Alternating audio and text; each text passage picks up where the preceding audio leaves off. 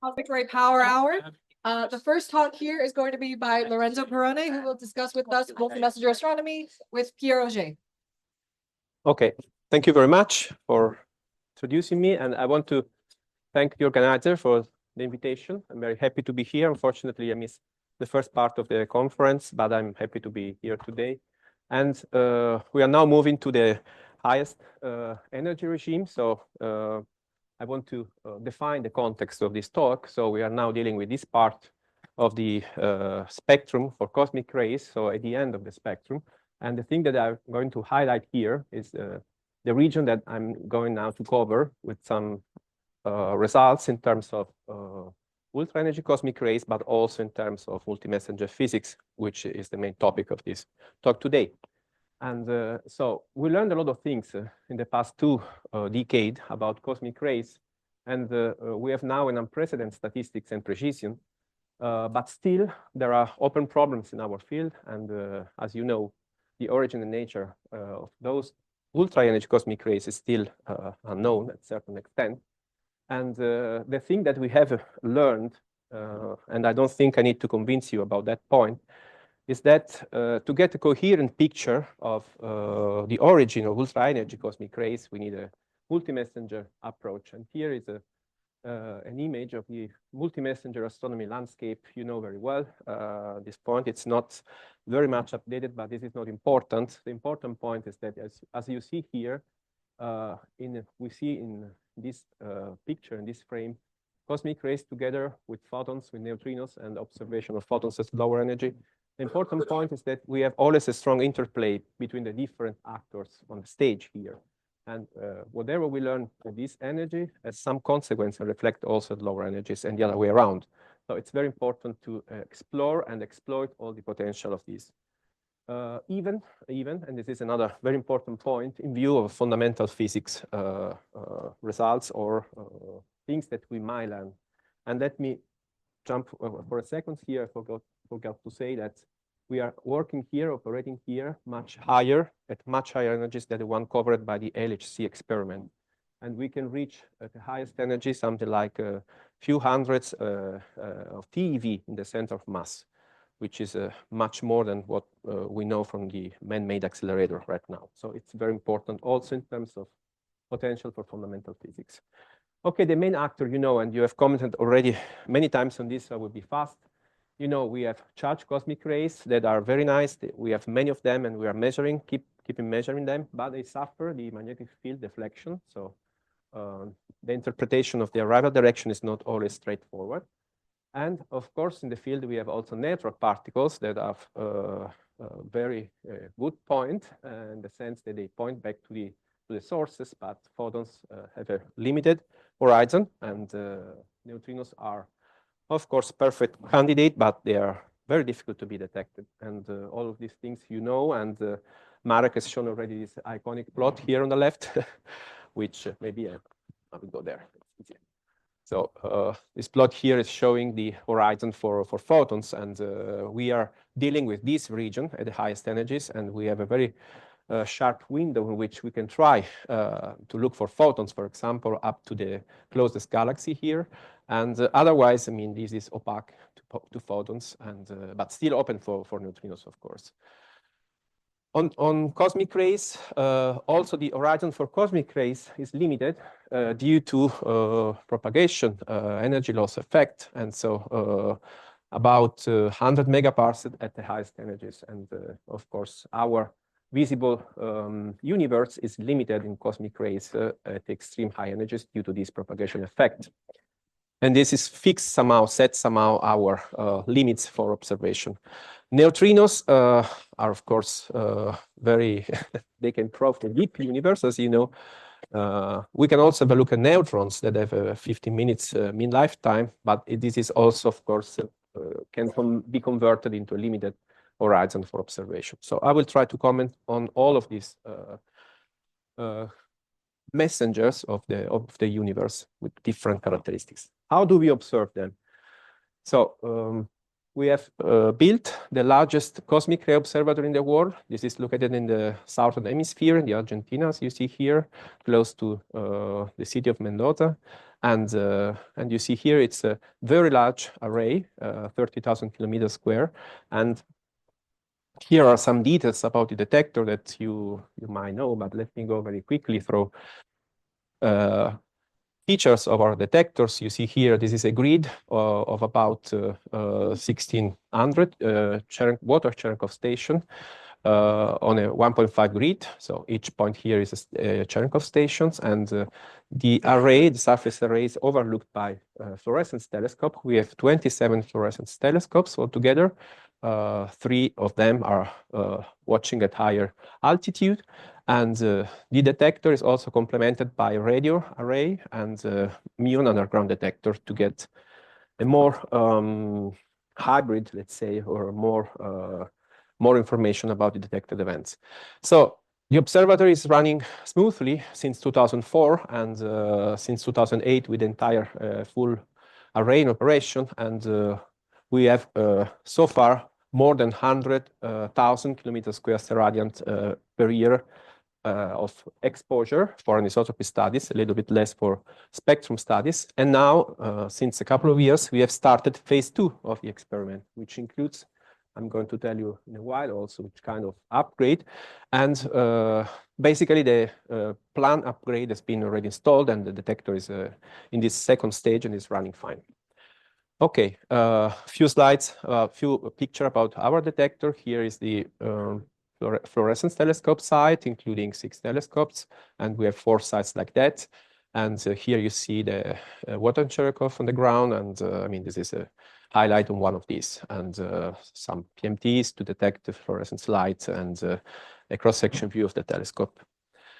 Now, I put here our highest hybrid event. Hybrid for us means that an event is observed simultaneously by the surface detector and the fluorescence detector. And not all events are like this one. This is our most beautiful ones, but of course it's good for advertising. And this is taken from our published catalog of 100 highest energy events, which you will find here. And most of this material is also available online and can be consulted if you want to play around with all the information given for these very beautiful high energy events. Now, the Pierre Auger Observatory is a 4-pi multi-messenger observatory in principle. This is a very important point because we have ultra-energy cosmic rays that I've mentioned already, and we observe them up to 80 in zenith angle, so it's the blue area here. And we have also very good sensitivity to ultra-energy photons in this zenith angular range here, and also to neutrino, which is extremely interesting because we are, of course, we are covering the highest energy regime with this observatory, and in different for different zenith angle, we have also access to this region here, Earth skimming slightly upward going neutrinos. I will comment on that, and this is actually our best and highest exposure channel for the search of neutrinos. And more recently, we have opened also a study for searching for upward going neutrinos in the fluorescence detector, which is a pretty new results I'm going to show you. Okay, how does it work? I mean, this is the concept, the way how we detect ultra-energy cosmic rays. You see here a reconstructed direction for primary particles and the shower observed by the fluorescence telescope. You see here the longitudinal profile. And basically, the energy of the primary particle is calculated calorimetric wise, in the sense that the area below this function is giving the energy released in the atmosphere, which is basically connected to the primary energy of the particle. So once you see this, you observe this, you can calculate the energy, and you also know what is the maximum, the position of the maximum of this, which is very sensitive to the mass or nature of primary particles. On the other hand, the surface detector is measuring the density of particles as a function of distance to shower axis, and we have found this density meter from the shower axis is a good estimator. But the good point that you can combine the two techniques and you can profit from the calorimetric measurement of the energy, which is basically model independent, and with the 100% duty cycle provided by the surface detector. Unfortunately, here the duty cycle is limited because we can observe only in the moonless and very nice clean night, which means 15% of the time, unfortunately. Okay, I'm going to show you a couple of slides also about our most important cosmic ray results before moving to natural, which is maybe interesting or more interesting for this community, but I still consider this part very interesting also because everything is interconnected, as I was mentioning before. So you see here the Auger combined spectrum. It's very nice, the precision, how we can measure the feature of the spectrum. So we know that the spectrum is suppressed at the highest energies. This was known and it's confirmed with the higher significance. We have seen the ankle and also indication of a second knee. And we have recently found also this new feature in this energy, which we call in-step around 10 to the 19 eV. So this is our current knowledge, which is very much improved in the last year, of course. And on the right-hand side of this plot, you see also the measurement of the mean X max. I remind you that X max is the position of the maximum of the shower in the atmosphere as a function of the energy. And this is very good because using Monte Carlo models, you can get an information about your mass composition. So, and we have now a very good precision also here, and we have indication that after this energy here, the mass gets heavier. So it seems that the proton fraction is getting much lower at higher energies, which is something we also not expect at the beginning, but it's very nice and important results. Another things that we can do once we know how the spectrum is and how the composition is, we can try to combine all the information and try to interpret our results. And the things that we have done is shown here and published also in a few years ago. It seems that we have a scenario which is rigidity dependent, which looks favored, as you see here, heavier and heavier nuclei that gets over with higher energies. And of course, this has to be also crossed with information about propagation. And right now, we think this is the most favorite scenario, but we still need more information about composition to disentangle properly a pure scenario in which the cosmic rays fuel is finishing in the sources from the propagation scenario. And this is one of the main goals of the Auger prime detector. Okay. Then let me also give a couple of information about astronomy that we are trying to do with cosmic rays. You know that cosmic rays are deflected by magnetic field. This deflection gets less important as you go higher in the energies. And so we try to investigate at higher energies the arrival direction distribution for our cosmic rays. And the most important results that we have found with the largest significance, it's now almost 7 sigma, is in the arrival distribution of our cosmic rays above 8 eV seems to be not flat in a right ascension. It means that we can observe a dipolar structure, anisotropy here, you see here in this plot. And this indication is very strong. And what is also very important is to look into the phase of the dipole, as you see here on the bottom right plot here. You see the phase of the dipole change promptly at highest energy. And this is a strong indication that this dipole is somehow suggesting us that the high energy part of our cosmic rays are of extragalactic origin.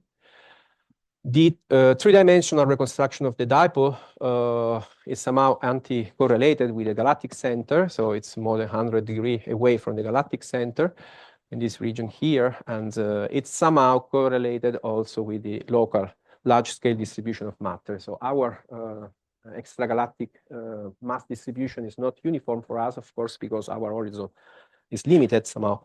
And then this is we see that this dipole is correlated with a matter distribution, and somehow telling us that cosmic rays at this energy are of extragalactic origin. We also try to look for sources at lower energy at the intermediate scale, let's say not lower energies, intermediate scale. And there is still this region which is very interesting, the region of Centaurus A, which is populated by these three sources. And if we fixed in the direction of Centaurus A, we have a significance of 4 sigma post-trials. And we also try to match with some catalog and see if we have some excess compared to sources given in catalogs. For example, this one from Starbus seems to be the most promising one. And we have so far a significance slightly less than 4 sigma for this catalog, in which we take into account also the relative weight of the different sources. So now, do we observe only cosmic rays? The answer is not so easy. So we are sensitive to photon shower for sure. What you can see here on this left plot, you see a sketch of a shower induced by photon on the left, so the red one, and on hadron on the right, the blue one. And you see that the shower development for the two primaries differ. And this is because the proton showers or hadron showers somehow tend to release faster or earlier the energy in the atmosphere, because there are several channels, and therefore the maximum of the shower is reached higher in the atmosphere compared to the one that happened for photons. And because photon shower are much more constrained, so the interaction are mostly electromagnetic. The hadronic interaction for photons in this energy range is very, very limited, at a level of few percent. And this has also another important consequence, that the muon content of photon shower is very low compared to the one of hadron shower. So we have two important features that we can profit to separate photon from hadron, and these are the position of the X max and also the number of muons in the shower. Those prerogatives reflects into the shower shape, I mean, in the lateral distribution function, which is steeper for electromagnetic part and than for photon primary compared to the one of hadron, and also in the signal shape, giving let's say for hadron a much steeper signal in the detector compared to the one given by hadron, so by photon, sorry. So we have this let's say distinctive signature to find photons. So we start look photons in different way using the FD detector, a hybrid one, and you see here using Xmax and using a proxy for the muon content, and you see the two samples are well separated. And similarly, we do also with the surface detector, using the deviation from what we expect in terms of lateral distribution function and rise time. And you see that the samples are very well separated. So this allow us to look for photons, and this is the final, let's say, plot that is showing our upper limit. So the short answer is that we have photon candidates which are still consistent with background. So the things that we can do is derive upper limit for photons, you see. And what we have done so far is providing the strictest limits at energy larger than 0.4 EeV. So I'm starting from here down to here, you see. Our results are the stricter limits in the search for photons.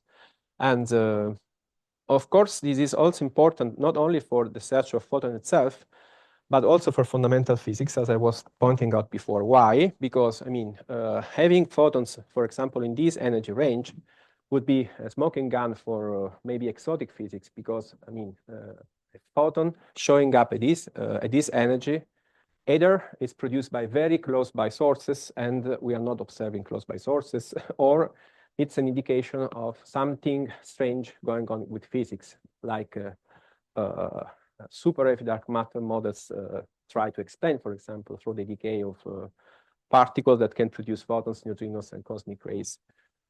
And so we are constraining such kind of models, and but this is not all the story, because it's important also for a study of mass composition, because we do expect photons being produced also by cosmic rays in the propagation. So, and hadron and let's say lighter or heavier nuclei produce different flux of photons. So if we reach this region here, we can say also something about composition, and we can already say that a pure proton scenario is disfavored also by the absence of, I mean, by our photon limit here. We tried to make also some targeted search. You see here, we look into the Hess measurement in the galactic center region, and we try to extrapolate this flux down to our energy. And so we could put also an upper limit on this measurement by Hess. We also look at different other galactic sources, and so far we have no evidence of nearby photon emitting sources in our energy range. And then we also try to make a follow-up of the gravitational waves events, and might be very interesting also for this community.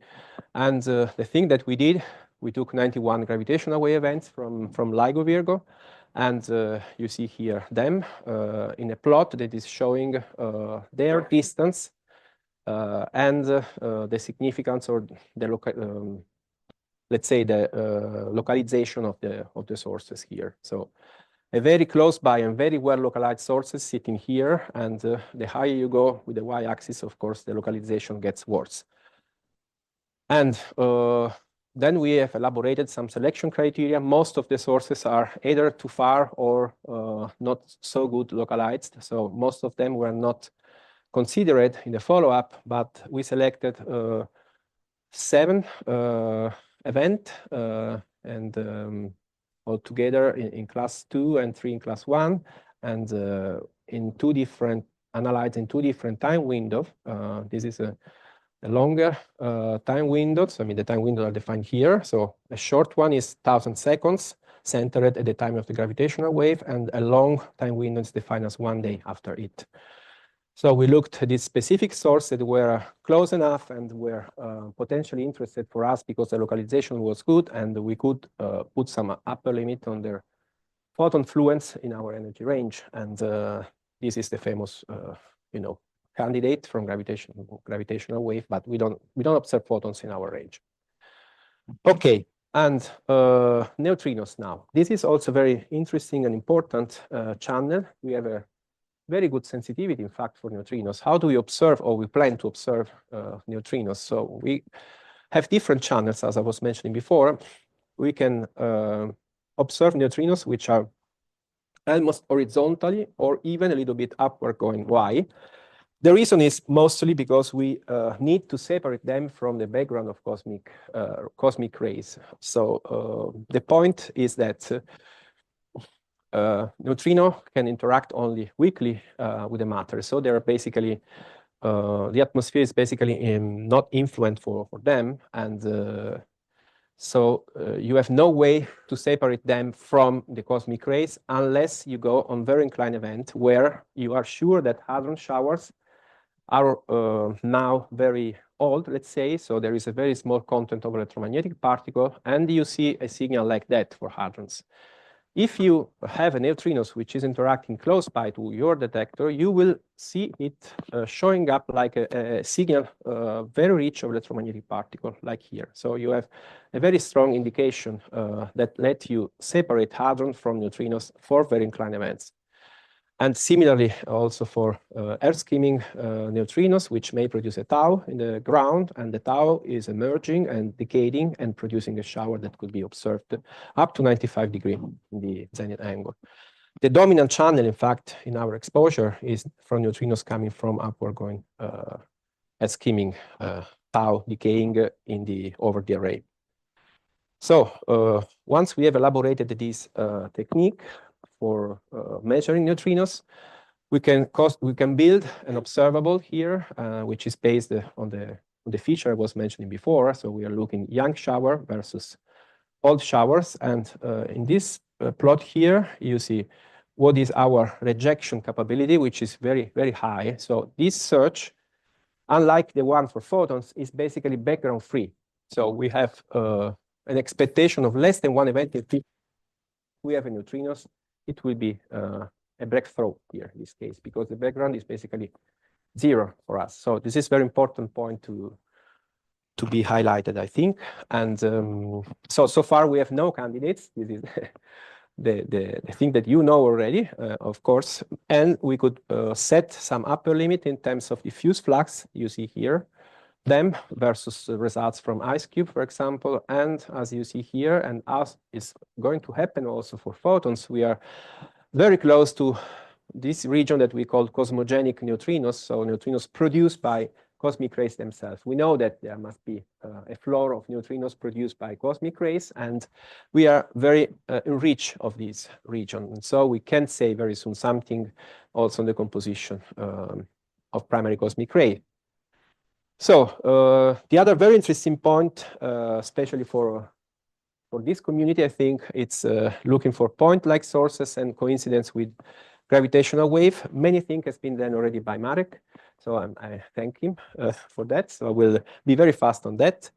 I mean, here is an important plot that tell you basically how much is the sensitivity in terms of declination as a function of time. So how many hours, let's say, you can observe a specific declination in the sky.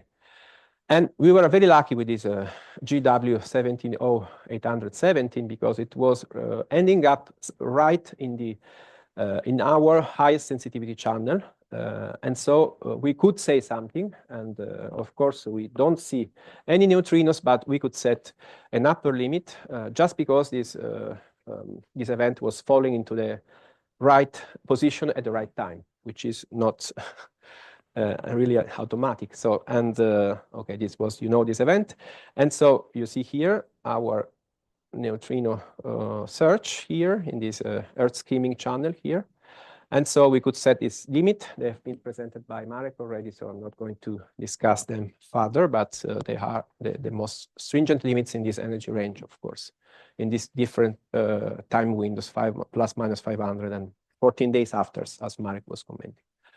The other candidate is the Texas sources from IceCube. Also, this one is a very famous one, and so you have heard for sure about this event many times. And so we went also in our data looking for that. We were not so lucky for this event. As you see, the event was falling in this region where our sensitivity is at the minimum, I would say. So once we were lucky and once we are unlucky in this case, so we can't say so much. Nevertheless, we have still some residual sensitivity, which is here shown and allowed us to set upper limits that you see here in this plot where you have the observed flux, the neutrino event, and also our upper limit in terms of in two different time windows again, and also calculated for gamma from that direction. So this was the most recent result for the field. You know about this famous event that has been reported recently in a Nature paper by the TM3-NET collaboration. Then the question is, are we lucky with this or not? So the answer, unfortunately, is not. I mean that this event was not visible for us because the zenith angle was too small at about 30 degrees.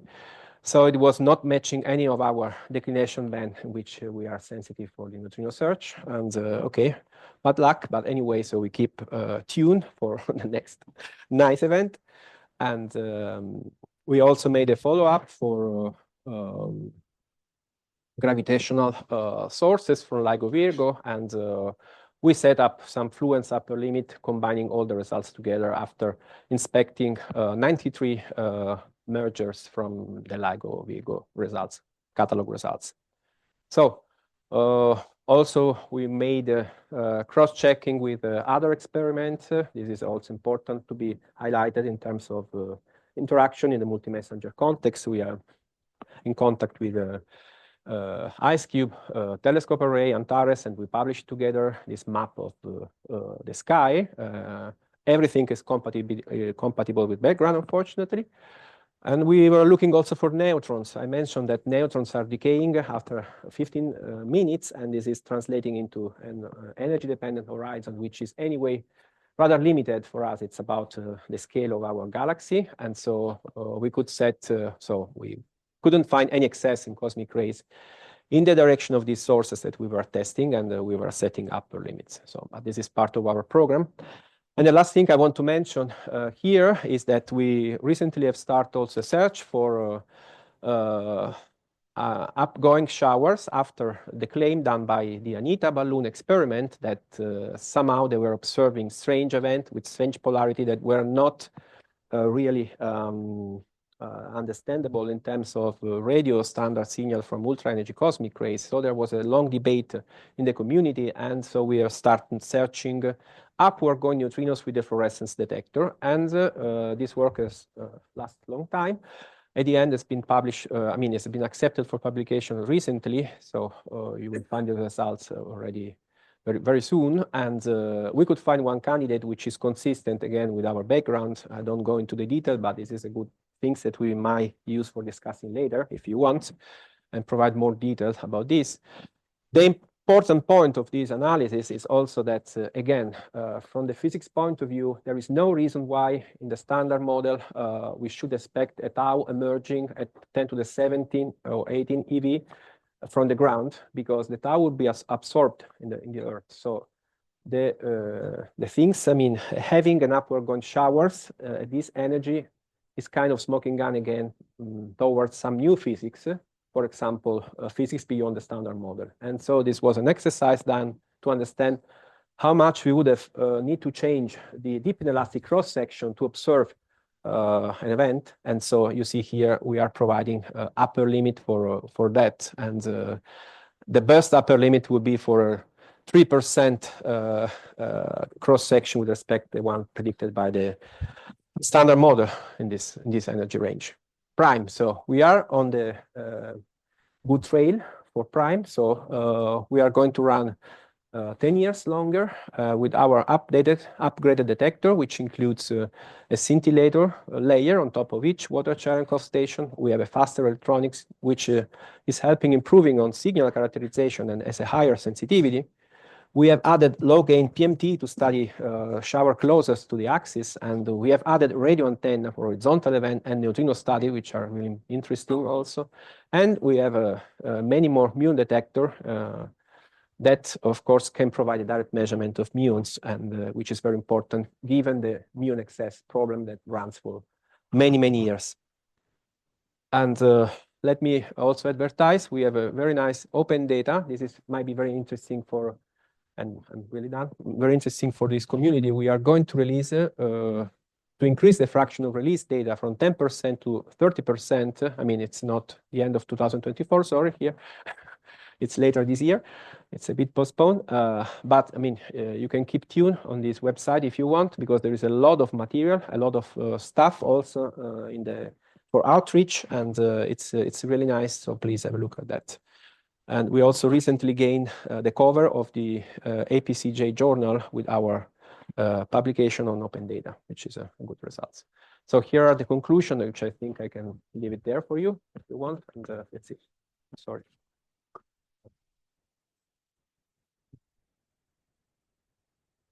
No need to apologize, just means there's fewer time for questions. Okay. Any questions?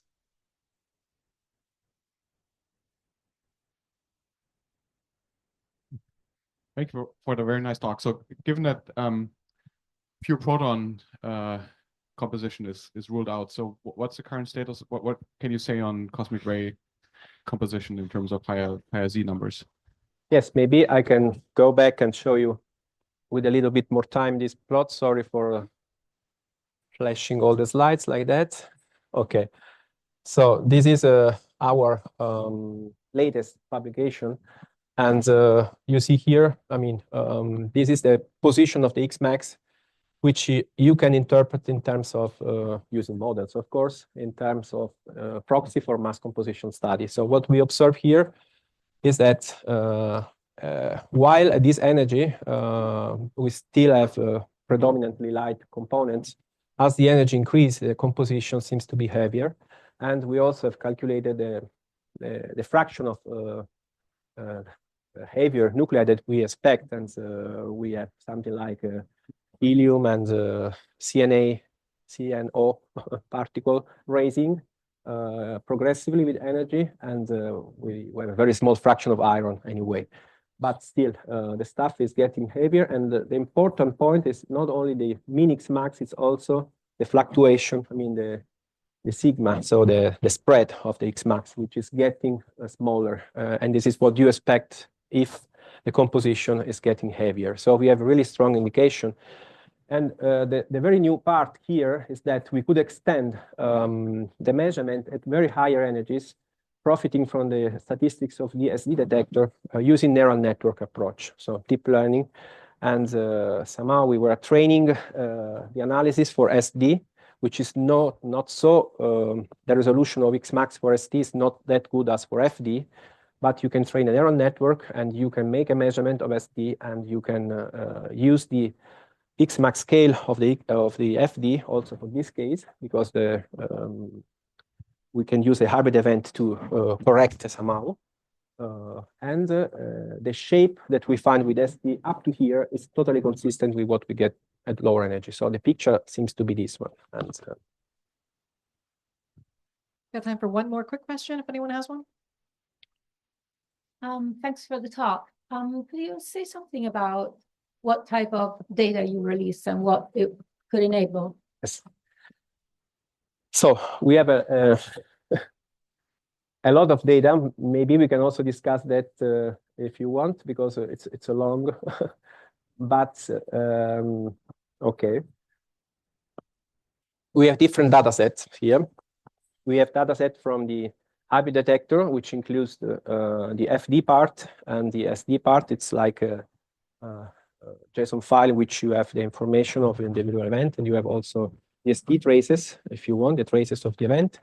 And you have also some software and some also application that are reproducing our main measurement. You can find application for measuring the spectrum, the anisotropy and cross sections or whatever. So all the analysis that we done are somehow provided for an external user using only a fraction of 10% so far. But this fraction is going to be 30% very soon. And so you really have access to, I mean, you can do physics. We have already people publishing real physics journal using our open data. So we have 3 or 4 papers that has been published using the open data. I mean, 30% is very close to what the telescope array experiment in the Northern Hemisphere has as the whole amount of data. So it's really, I mean, 30% will be reusable. I mean, the idea behind is that we want to deliver our effort to the community. Maybe somebody has a nice idea outside of us, I mean, and can do something with our data. At the end, it's money of the public, of the people. So we want people get access to those information.